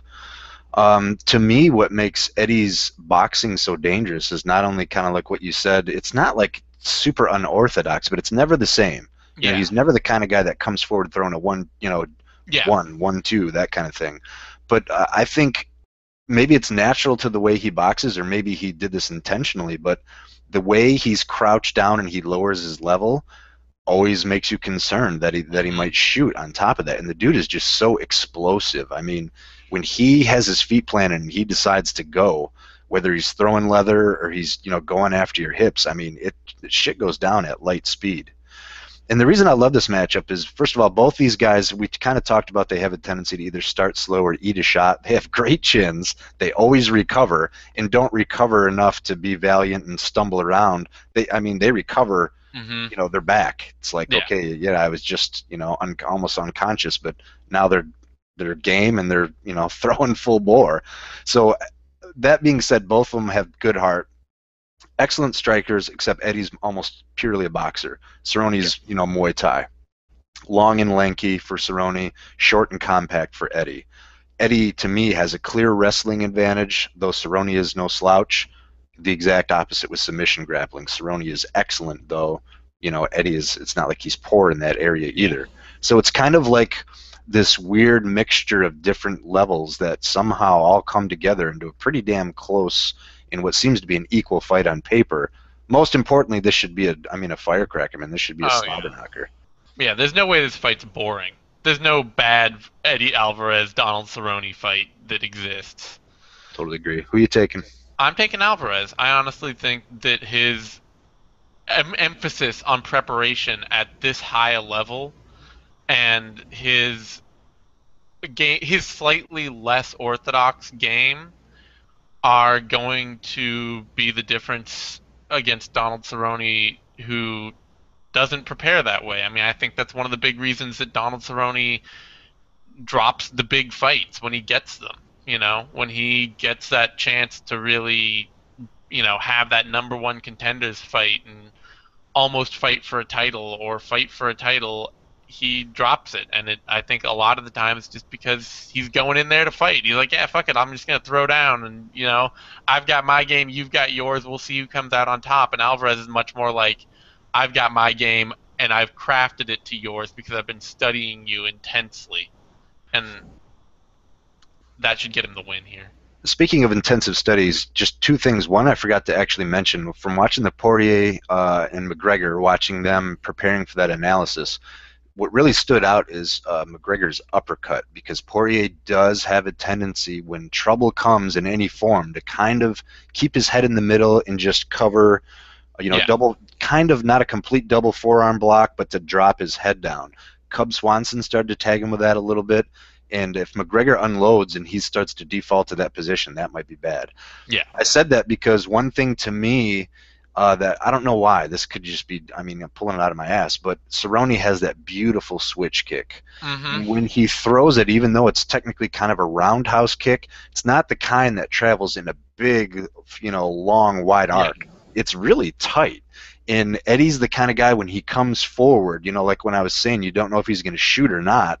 He is not perfectly defensively positioned at that time, and his right usually kind of drifts kind of low. So I don't know. That was just one moment where I said, damn, if Cerrone unbolts that quick-ass left switch kick there, that could be big trouble there.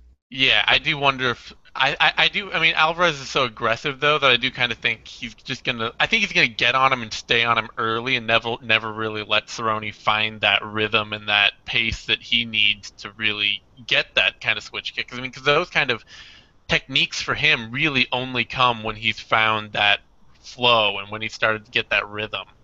Yeah, and that's a good point, because Cerrone, as soon as he stabilizes and settles in, it really doesn't matter if he's on his back or if he's in the clinch and getting swarmed. He'll eventually cover, get his elbows close in the tie plum, and just slowly start to turn things around. And I do think that's the best strategy for Eddie. Although the concern is sometimes Eddie can be too aggressive and too reckless, so that might not be conducive to swarming him nonstop. But really, really super hyped for that fight. I assumed we're both more hyped for the last two fights we talked about than the main event, and I'm really high on flyweights, but this is just one that, and I'm excited for it. But so I've been watching Chris Cariaso forever. What are his strengths, Zane? His strengths are that, given space and distance, he's actually a very decent range striker. And quick and crafty about it too, right? Quick and crafty. Complicated, throws head kicks, he's worked on his combination boxing a lot, working to the body head. He really beat Louis Smolka up, particularly because Smolka is not for all of his height, for being a 5'9" flyweight, is not a range striker and was content to let Cariaso work on the outside. So he's a very good, much better than you'd expect range striker, especially because he's like 5'4". So being good on the outside, I mean, it's something I kind of, I love and hate about it, is that it's like you're a great range striker, but you are like you're short for a flyweight. So the fact that your game is predicated on your ability to work on the outside is, you know, and he's a good submission guy. He's good at working for submissions, especially off. He's got a good game off his back, and he's got a good guard, and good sort of submission offense. Well, and to me, the reason I asked that is because he doesn't seem to have any major flaws nor any huge strengths, right? I mean, he's pretty solid everywhere. I've never seen like one aspect to be like, oh, well, he is really deficient in that area, or one where I'm like, oh my God, can Chris Cariaso excels so much in that? And I don't mean that as a negative at all. It's really a compliment. He's like A level all the way across the board in most areas that I can think of. I would say his biggest holes are in his inside game, his inside striking and like clinch striking game. I would say that that's probably the area that he's less than excellent. I mean, I think that even Danny Martinez troubled him a lot with his ability to just swarm in with punches and get in on a takedown attempt. That was something that constantly had Cariaso on the back foot, constantly was problematic for him. He still won the fight, but it was something that he had trouble overcoming.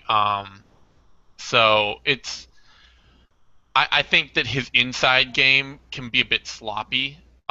It's a little less technical. And his footwork, his defensive footwork is not great. But like I say, I mean, I feel his best area is really just when he gets the time and distance and range to work, and that's what he's good at. Is you give him space, you get him into a kickboxing bout, um, and he can really excel there. So I was saying this before you came on the show, and it's kind of what you say about heavyweights. I don't know if you'll agree with this or not, but the betting lines in this are all 4 digits. So DJ's a minus low of minus 1350 to a high of minus 1600 as a favorite. Cariaso's a dog at, well, okay, we got some 3 digits there, plus 750 all the way up to plus 1075. To me, I would never go 4 digit numbers for flyweights just because they have the ability to be so, I don't know, competitive with each other. And especially these two, because Cariaso is not an easy guy to put away. And DJ is not a big, strong, like, finisher. So, of course, DJ is favored, but to me, it should be rare circumstances when we see 4 digit betting odds. Yeah, well, I think this is one of those rare circumstances. I mean, and the thing with me with heavyweights too is that that's outside the elite. Like when you get to the lower end of heavyweights, when you get to like the regional guys, when you get to the lower half of the UFC, you should never see like above 250 or like 200 because any of those fights, any of those guys have fight-ending power. Most of them aren't technical enough to slip every punch and to really be great defensively or really to not gas out. But flyweights, I mean, so maybe that's true of the lower half of the flyweight division because they are all so hyper athletic and scrambling and competitive. But the elite of flyweight, there's like a very small cadre of elite flyweights, and Chris Cariaso is just not a part of that. See, I don't, and it's not that I do think he's a part of that, but I think he's scrappy and durable enough that he's gonna. I guess I don't see this fight playing out with quadruple digit differences as the betting lines portray. Then again, like to argue against myself, it doesn't matter if DJ doesn't finish him if he just soundly defeats him every round and wins a decision. Maybe that's assured to that level. But man, just to me, like I would make him a strong favorite, but just I don't know, like somewhere like 450 to 600. I mean, I think after the way that Demetrius Johnson dominated, and we're talking really dominated Ali Bagatinov for 5 rounds. And after the way he knocked out Joseph Benavidez in like 2 minutes, I mean, right now DJ is ruling flyweight with an iron fist as tiny as that fist may be. A tiny, tiny Iron iron fist. fist. So, okay, I guess I can. It seems like Cariaso's pretty durable, but Moraga got him with a guillotine. Yeah. Well, and then the last finish since then is Barao by choke. So I still think that he's fairly durable, and I He's definitely durable. this isn't by any means like a critique on DJ. I've been really high on him throughout, even when he wasn't finishing. I guess I just see Cariaso being, I guess when you mentioned Begatinov as an example, I wouldn't put Cariaso like way out of Begatinov's realm. I'd put him No, probably I mean pretty close to that. I would put him close to that. I would say that he is comparable, maybe not, maybe a little less dynamic and less physically dominant than Bagatinov. Bagatinov has tended to be a pretty physically dominant fighter. It's just the thing is that you know we talk about Demetrius Johnson not being a great finisher, but Cariaso is very much the definition of not a finishing fighter. This is a guy who very, very rarely puts anyone away. Has 17 wins, 12 decisions. Yeah, and so if it's coming to if you're gonna get two guys, if we assume that Johnson's not going to finish Cariaso because Cariaso is tough, and we assume Cariaso is not going to finish Johnson because Cariaso doesn't have a lot of finishing tools and because Johnson's tough, if you're just talking about skill for skill, I can't see one area of this fight that Cariaso has even a small advantage. I don't either, but I guess I'm glad we're talking this out because I feel like he is closer to DJ in many more levels than a guy like Bagatinov because he was a power guy, but yet we saw DJ like take Dodson into the clinch and outmuscle him. So in Bagatinov wasn't a highly polished striker in the sense of a lot defense, combinations, Yeah. footwork, dynamicism. Where Cariaso is a little bit like DJ in that he doesn't throw big thunder, but he's quick, he's speedy, he's pretty smart about the way he attacks. So I guess that's all I'm saying is I would not give him the advantage anywhere, but I do think maybe he compares or competes with DJ just as good or better than a guy, at least a guy like Bagatinov will say. I think unfortunately that Cariaso and Bagatinov probably have the same big weakness that DJ can exploit and has been exploiting lately, which is inside in the clinch. And Johnson's clinch game has become incredibly vicious. But it's the one that gets the less play, which I know. is weird. But his clinch game is fantastic. I mean, it's amazingly dominant. And Cariaso's a range striker. I mean, that's really where Cariaso's at his best is when he can be slow and patient and methodical and be on the outside and flick out a head kick, come in with a 1-2 combination leg kick, some like basic combination kickboxing. That's where Cariaso does his best work, is when he can really string together basic combination kickboxing from the outside. And I think Johnson's just going to get inside and just maul him. Final point for me on this is it seems like we've seen DJ make absolutely the right decision, except like obviously in the Benavidez, the second one when he just sat down and throttled him. But so like against Dodson, a big strong guy, and I think it was either the second or third round that he made the right adjustment and beyond at least my common sense went into the clinch and outmuscled him. So it always seems like somewhere in the second or third round DJ makes whatever the decision is that changes the whole tide of the fight. Just a random observation because to me that means I think Cariaso is going to be in it, probably competitive for the second or third round. So I actually see this as a decision. I think Cariaso is going to do decision. Wow, shocker there. I think Cariaso is going to do just a little better, just because he's durable. I think he's going to be in the fight, but yeah, obviously overmatched. Yeah, I could see this. I could see this a lot like the Dillashaw Soto fight, where Cariaso shows up, loses every single round, but people are like, "Hey, wow, he's doing a lot better than we thought he was gonna do." Yeah, I could because see that. so when DJ fought Bagatinov, we didn't have 4-digit odds, right? I don't know what the odds on that I were. mean, I know they were strongly, but I Yeah, would, no, they weren't. They weren't. I doubt they were 4-digit. Bagatinov came in as a pretty strong challenger. yeah, yeah, and that's my only, I guess, for all the rambling I've done, my only point is, We just lost your audio. hi, Hi. hi. So I for was all just, the rambling you've done, yeah, bye, silence, mute. I was just saying, I don't think Cariaso should be viewed as way inferior from a challenger standpoint as someone like Bagatinov. To me, he should be right on that level. Actually, I think he might match up better with DJ than Bagatinov did. That's my only point. it could be. I think the big thing is that Cariaso just came in.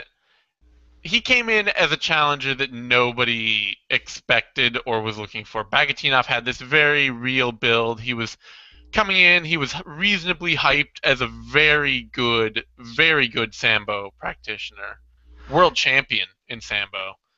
And we were just waiting, how many wins is he going to need to get before he gets to the title? That was really the thing with Bagatinov. Cariaso, he's always been like, you know, Unremarkable. yeah, he's been the guy who floats around in the bottom of the top 10 and never really seems to go higher than that, never really seems to go lower than that. And he's just there, and he put together a few wins, none of which were terribly impressive. I mean, the Iliarde Santos one was impressive, but that was Santos getting cut too. And then Danny Martinez has been not a great flyweight that Cariaso really had some trouble with. And then Smolka was expected to beat Cariaso. I mean, Cariaso came in as the underdog to Smolka. I thought Smolka was going to beat him too. Maybe a little too And eager on that. yeah, Cariaso showed veteran savvy and edged him out, and Smolka fell right into Cariaso's game. But then suddenly it was like title shot, and everybody's like, "Wait, what?" What? Flyweight's been weird though, because I It remember when Moraga, no one knew who he was. It seems like after they did the tournament, which to me is why you do a tournament more often. That was fucking epic with Uncle Creepy, Joey B, DJ. Like after that, and then after DJ, and that everyone says tournaments wipe out contenders. I think that's an example of the opposite because you had clear contenders. After he won it, then he went and fought the guys who, you know, placed second, third, fourth, and went on down the line. But after we get out of the big names, I think it's pretty damn foggy now at yeah. flyweight. And until a couple of those names come back up or a new one gets in the mix, DJ's always going to be a super, super strong favorite. A year or two from now, there are serious contenders being built, but we're in the meantime, it's going to be which of the old guard, the guys that he's already fought, get that shot, and so it'll be, does Ian McCall get his third shot at Demetrius Johnson? Does John Dodson get back there? Benavidez is probably permanently out of the race. Or do we Um, see another, reputable bantamweight guy throw his, yeah, do we see another reputable bantamweight guy come down and get a couple wins and get the shot? And then it'll be, does Horiguchi build himself? Does Dustin Ortiz get another win? Which of these guys building quietly underneath or surging underneath really makes a name for himself. I mean, Scoggins has already hit a big setback, and I'm trying to remember who's the other big elite. Oh, Borg is the other guy really building his hype train right now. yeah, both young. Scoggins a little farther ahead. I'm not down on Scoggins yet. I think, No, he's got plenty of time to come back from that loss. And yeah, he needed. I think that loss was just what he needed to show that himself that he needed to work on some defensive things. all right, I'm spent. Any final Yeah. thoughts, words, No, comments? this is a fantastic card. I mean, this is the kind of thing that I mean, anybody complaining about the title fight on top of this card is really missing the forest for the trees. It's a card top to bottom that promises to be fun and exciting. There's not one fight on this that we're talking about is like, oh man, this is just gonna be a grind. This is just gonna be a sloppy, slow, crummy fight. every fight should be fun and weird. I mean, Howard Ebersol is probably the least exciting matchup on this card, and that's a pretty fun fight. Connor and I echoed the same at the beginning, which is kind of funny now. Connor just bailed, like full on, like didn't even try to come back in. He was out. Yeah. So now he's the butt. That's right. You were at the beginning, but all right. So thanks for coming. Do you want to plug your shit? Because I don't really care. I'm at Uncle Justice at the Zane Simon. Are you selling any real estate or anything else? I got no books. I got no DVDs. I got no T-shirts to hawk. So. Not until next week, that is. All right, everybody. Thanks for listening. Remember to give us a like on YouTube. Zane, how do they do that? The thumbs up is how you like things. Where? That's just down here. Down right there. Thumbs up. All right, everybody. Thanks for watching. Enjoy the show. See you next week. Next week.